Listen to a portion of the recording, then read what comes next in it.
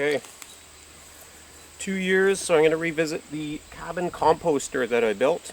And what a difference from 2 years ago just in the area around this. Looking back, I had all this brush knocked down, kind of keeping it clear around the garden. That got away on me a little bit. I didn't do a great job of maintaining the composter, though I did add to it for 2 continuous years, and I occasionally would get this Princess Auto fork in there, stir it up, keep it mixing. But I'll show you that what's happened in that time is it has got a layer of grass on top of it, which I'm forking out, and it's going to become the base for my next composter. And inside that compost, though, nice and rich. Check it out. So one nice thing about this composter is I can pry on the edges of it as I'm digging. And this fork, again, I'm just going to say it's a bit heavy, but it is indestructible. It's been going strong for 2 years here. So you can see there's some really healthy root growth in the vegetation that's populated the top of the compost, but in the middle it's just really moist, rich soil now, basically soil mixed with compost. So my plan is to get in here, remove this layer of grass off the top. I'm throwing it all over just to the side here and make a new base. And I'm cleaning out the chicken coop, so I'm going to start wheelbarrowing up a bunch of loads and plunk it on top here once I get this layer removed.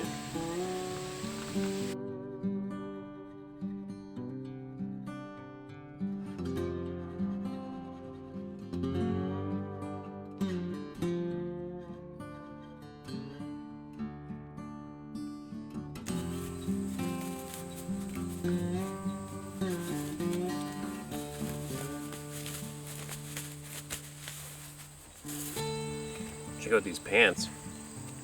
I feel like I'm stealing Kevin the Woodchucker's look from my Modern Self-Reliance.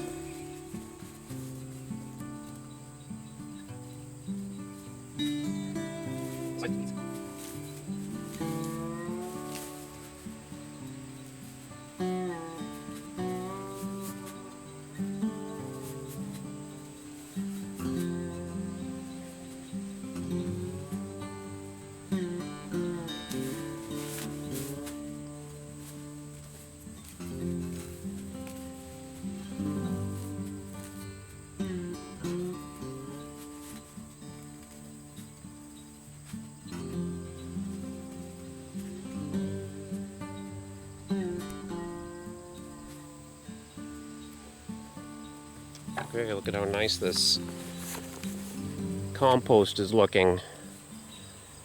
So now all I have to do is kind of sift through the surface, pick out these greens, and especially these rhizomes, the underground rhizomes, that I don't want to transfer those into the garden, so I'm going to throw them into my next compost pile here. And let's do a little sift.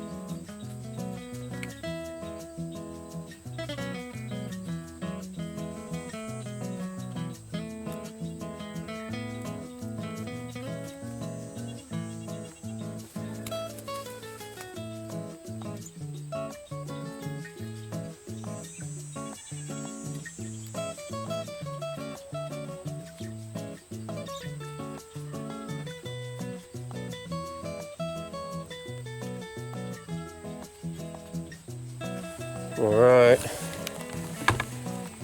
that is a pretty nice pile of compost. I think I'm really happy with that. I got most of the roots and rhizomes out, and any of the green material. There are fewer earthworms than I thought there might be, but they're in there. I probably won't find one now that I'm trying to, but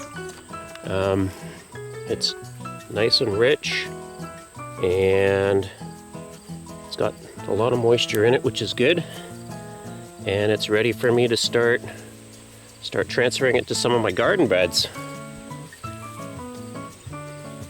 So the next step, I'm not quite ready to shovel all this out, but I've made the base now, so all those greens and rhizomes are going to get buried under chicken manure, and that's going to compost. And probably what's going to happen is I've got enough to make a pile here, fork all this out, and then make a compost pile in here as well. So I'll basically have two side-by-side piles and be able to throw it in on the garden.